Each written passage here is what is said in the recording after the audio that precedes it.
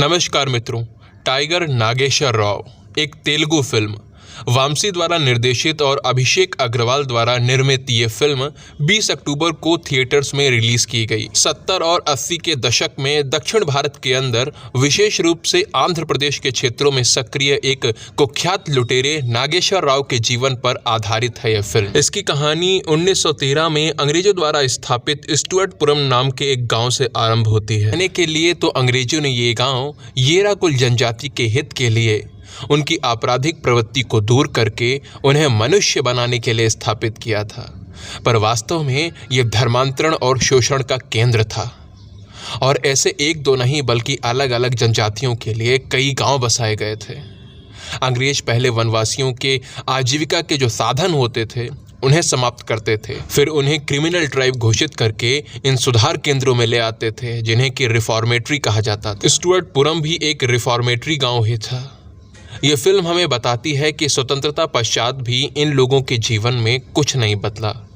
गांव में लोगों की आजीविका का मुख्य साधन चोरी ही रहा। चोरी और वैश्यावृत्ति जैसे निम्न स्तरीय कार्यों में ये गांव बहुत बुरी तरीके से जकड़ा हुआ था।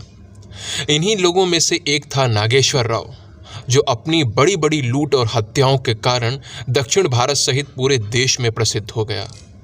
मित्रों, हर एक सिक्के के दो पहलू होते हैं। उसी तरह नागेश्वर राव को लेकर जो दो दृष्टिकोण हमारे सामने आते हैं, उनमें से पहला है सामान्य दृष्टिकोण, जिसके तहत नागेश्वर राव को अपराधी और डकैत ही माना जाता है।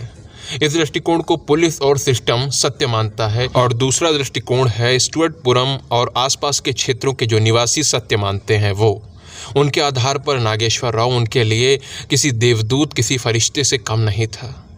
फिल्म का पहला भाग हमें यही दिखाता है कि नागेश्वर राव कितना क्रूर और अत्याचारी था। लोगों को मारना, उन्हें लूटना, हत्याएं करना उसके लिए बस एक खेल भर था।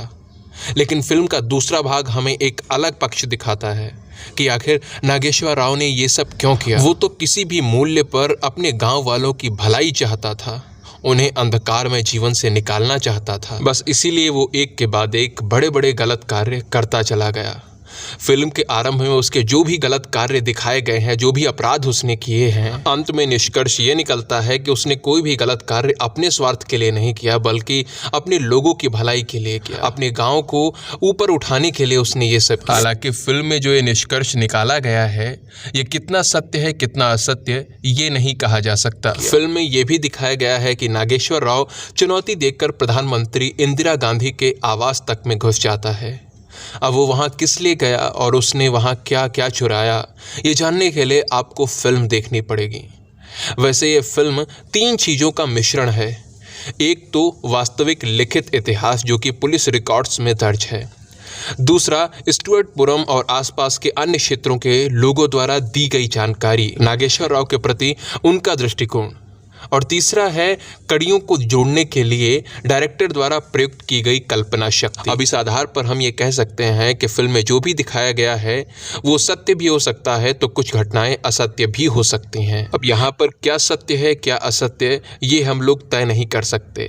आशा यही करते हैं कि फिल्म मेकर्स ने बहुत गहन जांच पड़ताल के बाद में, बहुत मेहनत के बाद में ये फिल्म बनाई होगी। ऐसे में यदि नागेश्वर राव के पीएम आवास तक जाने की बात सत्य है तो ये बात सच में उसे एक साधारण चोर से बहुत ऊपर ले जाती है। वैसे सच्चाई जो भी हो, लेकिन इस बात को नकारा नहीं जा सकता कि स्टुअर्टपुरम के लोगों के लिए वो एक देवदूत ही था, क्योंकि 1987 में जब पुलिस एनकाउंटर में उसकी मृत्यु हुई थी तो लोगों ने एक बड़ा विरोध प्रदर्शन किया था। लेकिन यहाँ पर सोचने वाली बात ये भी है कि किसी अपराधी को यदि कुछ लोग प्यार करते हैं, उसे अपना समर्थन देते हैं, तो क्या इससे उसके अपराध कम हो जाते हैं। मित्रों, यहाँ पर मैंने स्टुअर्टपुरम के इतिहास से लेकर फिल्म में क्या क्या किस प्रकार दिखाया गया है आपके सामने प्रस्तुत कर दिया है। अब आप तय कीजिए कि क्या सच में एक अपराधी का महिमा मंडन है ये या फिर नहीं। जहां तक इसे रेटिंग देने की बात है तो मैं इसे 10 में से 6 सितारे दूंगा। आप लोगों ने यदि फिल्म देख ली है तो नीचे कमेंट सेक्शन में अपना अनुभव लिखकर बता सकते हैं। यदि नहीं देखी है तो आप आराम से देख सकते हैं, आपको एंटरटेन होने का मौका देती है फिल्म। वीडियो को अंत तक सुनने के लिए आप सभी का बहुत बहुत धन्यवाद। जय सिया राम, जय मां भारती।